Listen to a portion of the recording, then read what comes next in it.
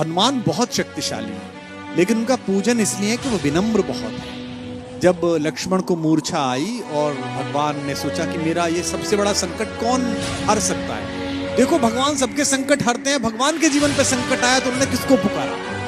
उन्होंने हनुमान से कहा कि तुम जाओ और संजीवनी ले। तो जब आकाश में हनुमान चले तो सूरज निकला हुआ। आकाश में तो सूरज होता ही है, दिन कभी डूबता नहीं है। हमारी माँ पृथ्वी हमें गोदी में लेकर हमारे पिता सूरज की ओर से पीठ कर लेती है। माँ को दोष दे नहीं सकते तो पिता को दोष देते हैं कि दिन डूब गया है। दिन कभी डूबता नहीं है, दिन तो निकला रहता है। सूर्य कभी अस्त नहीं होता। कैलाश भैया ने गाया, बात है, क्या कभी अंबर में। तो बेटा सूरज कभी डूबता नहीं है, तो सूरज आकाश में मिला।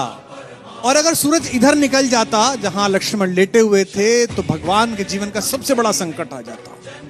उनका भुजा जैसा भाई, जिसे वो अपनी भुजा कहते हैं दाहिनी, वो पृथ्वी छोड़ जाता और भगवान सहन न कर पाते। तो इतना बड़ा काम करने गए और कितने ताकतवर थे, पंच तत्वों में से एक पवन के बेटे हैं। सूरज से मिले तो उन्होंने कितनी विनम्रता से बात की। रवि भाई सूरज से बोले, हे सूरज इतना याद रहे संकट एक सूरज वंश पे है। ये नहीं कहा कि मैं तुम्हारे लिए प्रार्थना कर रहा हूं, तुम्हारा ही खानदान है ना, सूर्यवंशी राम का भाई परेशान है, तुम भी सूर्य हो तो आप ही के खानदान का काम करने जा रहा हूं। विनम्रता देखना आप कितने पोलाइट हैं, है ना। ये सूरज इतना याद रहे संकट एक सूरज वंश पे है, लंका के नीच राहु द्वारा आघात दिनेश अंश पर है। मेरे आने से पहले यदि किरणों का चमत्कार होगा तो सूर्यवंश में सूर्यदेव निश्चित ही अंधकार होगा। कितना प्यार से बोल रहे हैं देखो आप। इसलिए छिपे रहना भगवान। जिसने राम के अलावा किसी को भगवान नहीं माना वो हनुमान सूर्य से कह रहे हैं, इसलिए छिपे रहना भगवान, जब तक न जड़ी पहुंचा दूं मैं, बस तभी प्रकट होना भगवान, जब संकट निशा मिटा दूं मैं। आशा है स्वल्प प्रार्थना, ये जरा सी प्रार्थना सच्चे जी से स्वीकारोगे, आतुर की अर्थ अवस्था को होकर करुणार्थ निहारोगे। 8 लाइन की विनती के बाद धीमे से अपना विजिटिंग कार्ड दिया सूरज को। शक्ति पाना, यश पाना, लेकिन विनम्र रहना।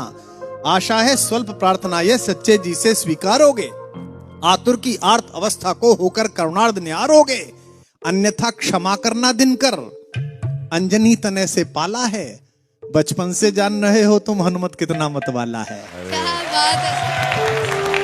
अन्यथा क्षमा करना दिनकर, अंजनी तने से पाला है, बचपन से जान रहे हो तुम हनुमत कितना मतवाला है। और धमकी भी कैसी दी। ये जो रवि भैया खड़े हैं ना आपके बगल में, इनके इलाका जहां से शुरू होता है वह धमकी ऐसी दी जाती है कि इतना गोली मारेंगे कि खोखा बेच के करोड़पति हो जाइएगा। लेकिन हनुमान जी ने कैसी धमकी दी, कितनी विनम्रता से। ऐसा कोई नहीं बोलता, ऐसे बनना सब।